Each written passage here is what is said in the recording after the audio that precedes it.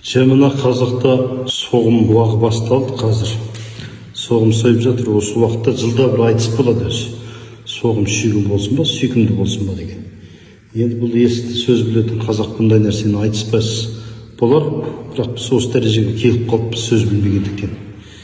Сондықтан енді осыған менен де сұрап жатыр. Сүйгін деген не мағына береді? Сүйкімді ма, сүйгін ба, қайсы дұрыс? Соғым сүйкімді болсын деп айтамыз ба? Сүйгін болсын деп айтамыз ба дейді. Сүйкімді болсын деп айтпаймыз ағайын. Ол соңғы кезде пайда болып, бір тіл білместіктен шыққан кейбір жерлерде қолданылып жүрген сөз. Сүйкімді болады деп жалпысы бір нәрсенің тұлғасына қарап айтылатын сын есім ғой сүйкім деген нәрсе. Сондықтан ол соғымды жейді, сойып алып етін жемей қарап тамсанып, ойбай мына деген сүйкім деп қарап отыратын дүние емес қой. Сондықтан ол тіпті ақылға да сыймайтын дүние. Ал сүйгін болсын деген қайдан шыққан сөз? Мына шөпті сүйгін шөп деп айтамыз. Сүйгінді жер екен деп жатады. Бұл қонымды, сіңімді деген мағына береді. Яғни шөп қонымды, сіңімді жеген адамға құнарлы, бойына қонатын, сіңетін деген, ас болып жұғатын деген мағынада. Енді сол мағынадан туып отыр, жеген соғымыңыз сүйгін болсын деген сөз де бойыңызға қонсын, асыңыз сіңсін, қуат берсін деген мағына болып тұр ғой. Ал енді дәлелін айтайын.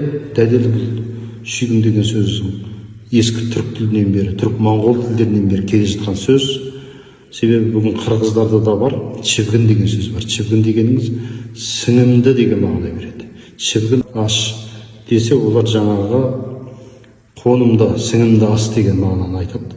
Ал енді моңғол тілдерінде осының шіңгім деген нұсқасы бар. Шіңгін дегеніңіз сұйық деген сөз. Сұйық болған соң ол сіңеді ғой бойға. Мысалы сіңу дегенде олар шіңгіх деп айтады моңғол тілінде. Сол сүйгін, шіңгін, жаңа қырғызшада шүгін деген бәрі бір нұсқадан шыққан, яғни қонымды, сіңімді деген мағына береді. Ол ешқандай тәтті, анау деп неше түрін айтып жатыр, бәрі өтірік. Сонымен соғым сойып жатсаңыздар, соғымдарыңыз сүйгін болсын. Енді ақымақ қана аталы сөзге арсыз ғана тоқтамайды дейді. Арсыз адам айтысып отыра береді, тоқтамай.